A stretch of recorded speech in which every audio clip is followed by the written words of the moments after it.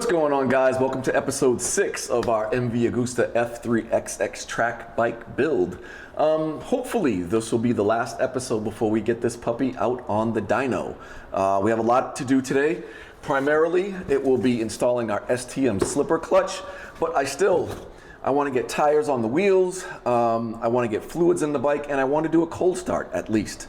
So hopefully that'll all happen in this episode, so it may be a long one, so let's get going on that slipper clutch.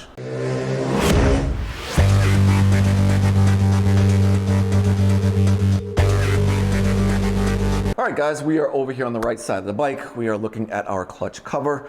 For this episode, I'm going to go through this teardown and install relatively quickly for the sake of keeping the episode length relatively short, or reasonable. I won't say short, reasonable. But be on the lookout for another video post where I go through this in depth. I explain everything and I go through all of that in depth. But for right now, I'm gonna go through this relatively quick.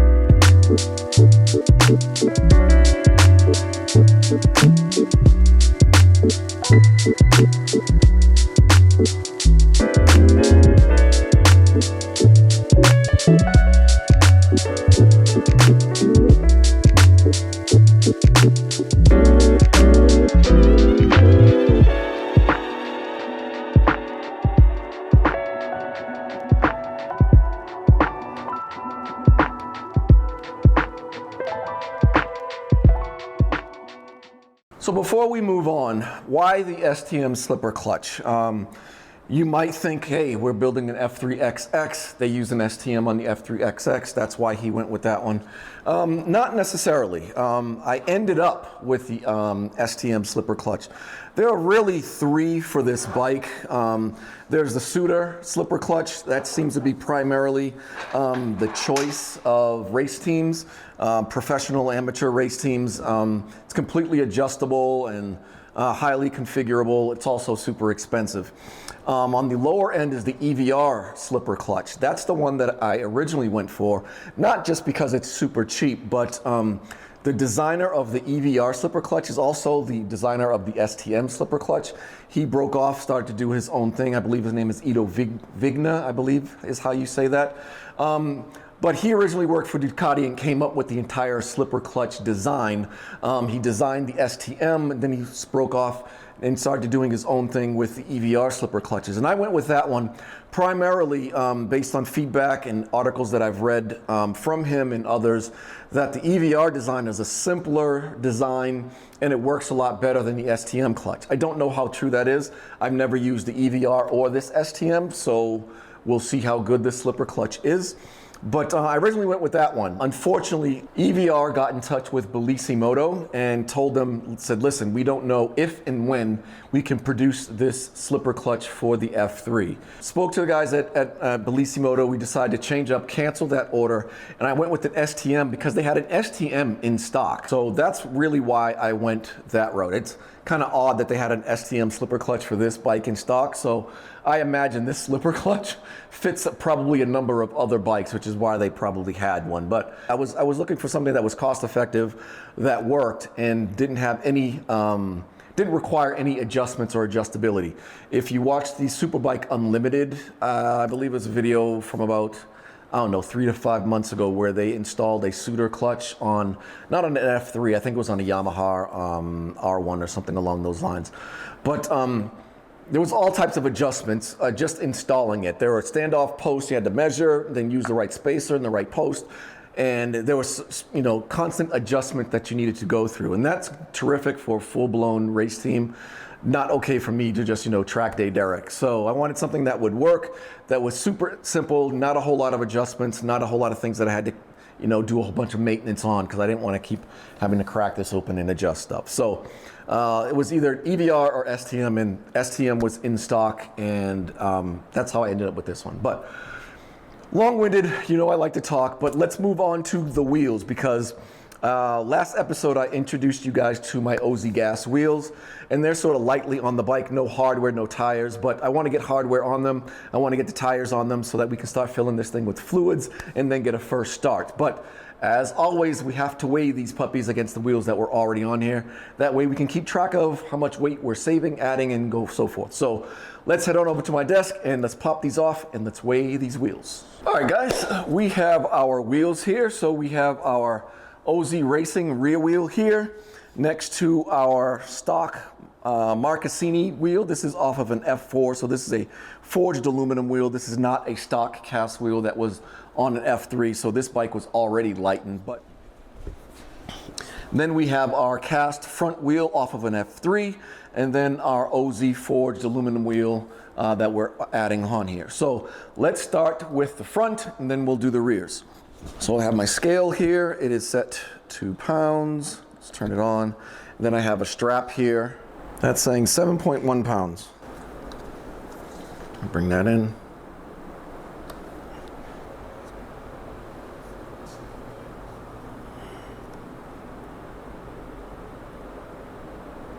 There we go. 9.49 pounds.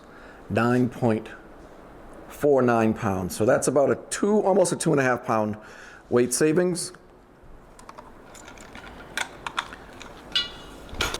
And now we'll do our Marcassini forged rear wheel. This wheel is super light. I'm not sure we're going to be saving much weight here. So 7.05 pounds. 7.05 pounds for the forged Marcassini. And now we'll do our OZ gas. 7.87. So actually our rear OZ gas wheel is about almost a pound heavier than the forged Marcassini that we just took off of it. So that's a bit surprising because these OZ gas wheels were supposed to be super light. I think they were supposed to be lighter than the Peugeot wheels, but it's a little bit surprising that they're heavier than this OE Marcassini wheel off of an F4. So if you have an F4, or maybe if you have an F3 and you want to go lighter, maybe you just pull wheels off of an F4 and go with those. But yeah, there you have it. I think all told, we're about 1.5 pounds total savings with front and rear total what we have right now. So I'll throw the total weight up on the screen right now of how much weight we've saved on this bike thus far. And yeah, if I just leave this rear wheel on here, we'll save a little bit more, but I think the OZ gas looks better. All right, I'm gonna grab my my Rabaconda, and we're going to put the hardware on the wheels, put the tires on the wheels, put everything on the bike. So let's get to it.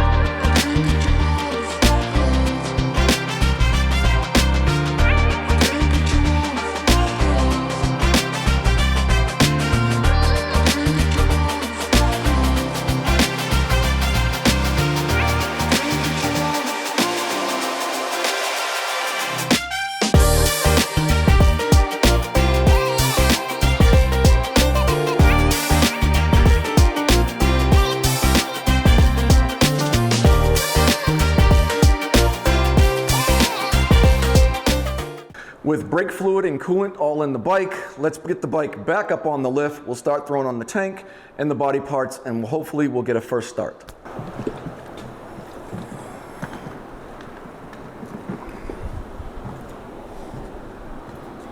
All right. My cable management on the subframe is a little off. I put some of the wires on the inside of the subframe, so I need to now move those around. So I gotta take this off.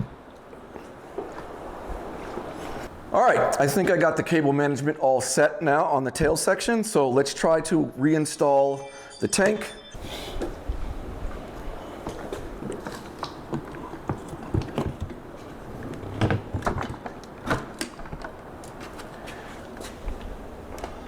Let's make sure I'm not hitting anything.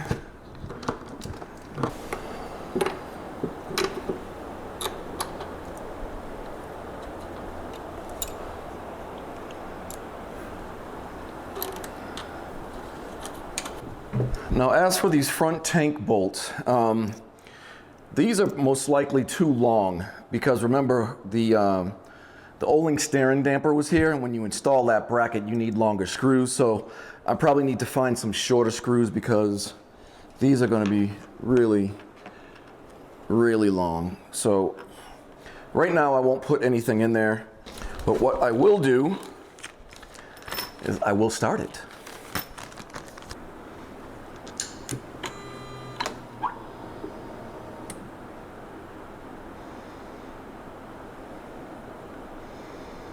Now I've already gone in here and set the I2M up for this bike. So you can see we're custom mapping, obviously 0 miles per hour. We got some counters here. My brake pressure switch, you can see, is operating. Let's give it a start.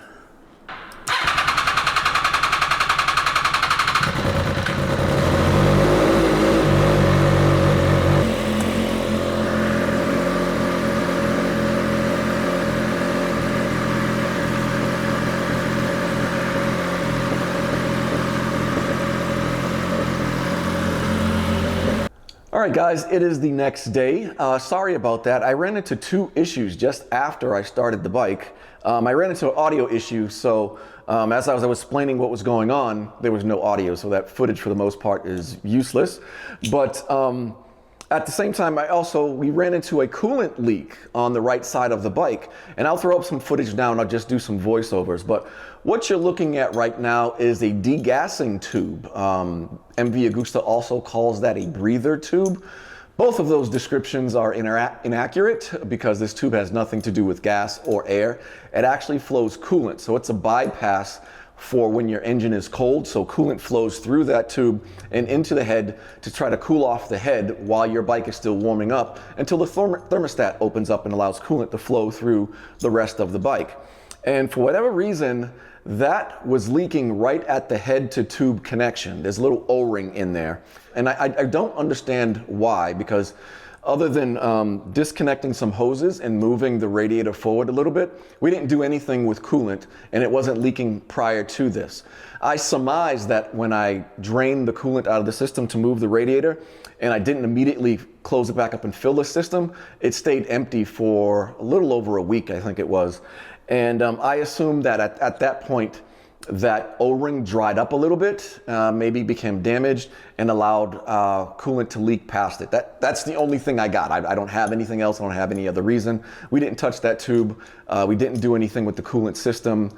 I made sure that all the hoses weren't pinched or anything like that, but I was able to fix it. I was a little bit panicked for a while because, as you can see, where that bolt is on the degassing tube, it sits right behind the frame. And there's no way to get it's a T30 Torx, by the way, but there's no way to get a standard Torx bit wrench on that. And there's no way to get another tool in there to get it off. So I was concerned that I was either going to have to raise the frame up off the engine or drop the engine out of the frame a little bit so that I can get to that bolt, so I could get to the 2-cent O-ring and replace it. Luckily for me, Amazon came to the rescue, and I was able to resolve the issue with these.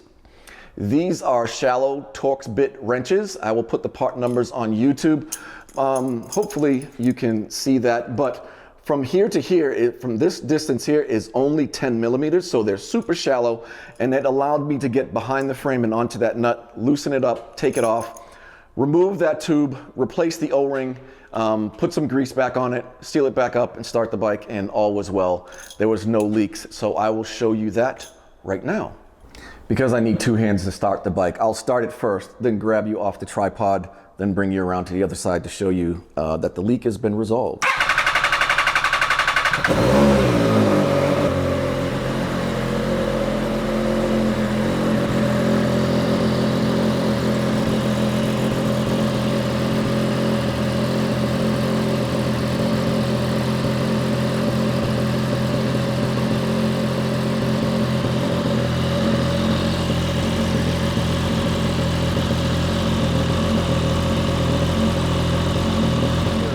Again, these things were lifesavers.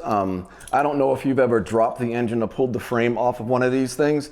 I haven't either, but I know it's a lot of work, and I guesstimate that it saved me somewhere between 5 and 10 hours because, you know, there are only a few engine bolts, but there's a lot of stuff you got to undo and get out of the way before you either lift the frame up or drop the engine down. I don't have an engine stand, so I would have had to have fabricated something, some type of lift or blocks of some sorts, and I don't have rafters right above me, so I would have had to figure out some kind of way to lift the frame up off the bike. So it saved me tons and tons of time. I cannot stress to you how important these things were. If they did not make these things, my life would have gotten a lot worse. However, we can get back to assembling the body parts and putting everything else on the bike. I still need to run this to the point where it gets warm and the fans kick on. That way I'm sure that the thermostat opened and pulled coolant through the rest of the engine, and then we can top off the rest of the engine. But we can get the body parts and the rear sets on it and the other things that we're missing so that we can get this bike ready to send off for dyno tuning.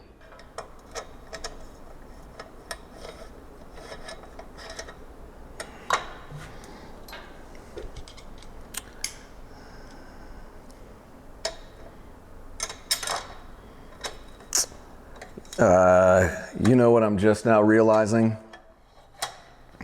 The carbon fiber on our Gillis rear sets is twill.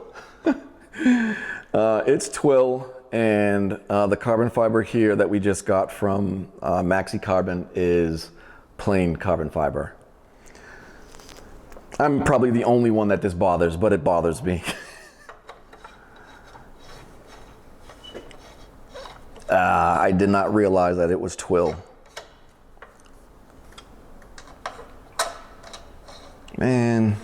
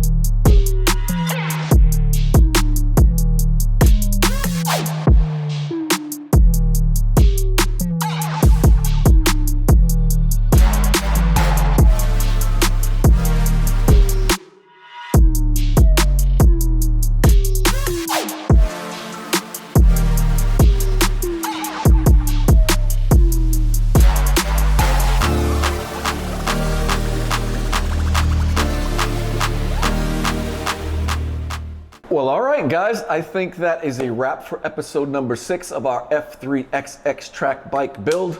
We're getting down to the wire. I think we have 1, maybe 2 more episodes to go. The next time you guys see this bike, it'll be on dyno, if they allow me to record it. If they won't, it'll be dyno results, and it'll be back here on the lift. It'll be a while before we get it out on track. So all the track days here in the valley are done because of heat. So the next one in the valley won't be till September. However, if I decide to head way south or head west, I might be able to find one, something on those lines. But we'll see how that goes. Between now and when it gets on the dyno, just be refinement, making sure the clip-ons and things are in the right spots, making sure fluids are topped off. Everything's torqued down to specs and it's not going anywhere. I will be throwing on the Marcassini forged wheel with a really old street tire because slicks tend to slip when they're on dyno. So dyno tuners don't like to tune bikes with slicks on them. So I have an old street tire. I'm going to throw that on for the dyno.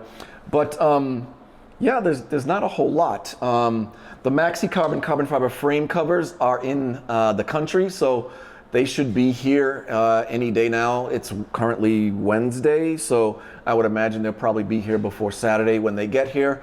I'll throw those on, see if they fit any better, and maybe I'll do another video. I won't, or who knows, I don't know. What else? The Adriani fork springs, we still need to replace those. So I had ordered 9/8 springs based on what Adriani said I should have. Based on my weight and my riding and all that other good stuff. However, when I took the springs out of here, they were already 9/8 springs. So I ordered 10/3 springs, sent the 9/8 back. They should be here sometime next week. I will do a video on that. So maybe 3 videos left. But everything else is pretty much done, guys. Leave me a comment below. Let me know what you think about the bike. Let me know what else you might want to see or what I shouldn't have changed or should have done differently. I know some of you think I should have thrown carbon fiber wheels on here, some BSTs, which would have looked really, really sick and probably saved me another 3, maybe 2-3 pounds. But I think the OZ wheels would handle the abuse better of changing tires on and off several times a year. And so forth. So I think from a durability perspective, the OZ wheels are probably a better option. But what else? I really wanted to throw one of those H2O racing radiators and oil coolers on here. You know, I would love to put one of those. I think that would be the cherry on the top for this motorcycle, but it's currently not in budget. So we'll have to see how things go over the next couple of months or so and see where we are. But yeah, I'm Derek. This is Euro Superbike Life. You guys know the drill. Like, comment, subscribe, or smash the video if you're into that kind of thing. Please click that like button. It allows YouTube to bring my content to more viewers and more subscribers. And if I can get more views and more subscribers, I can bring you more content of great, awesome builds like this one here. But yeah, until next time, guys, take care.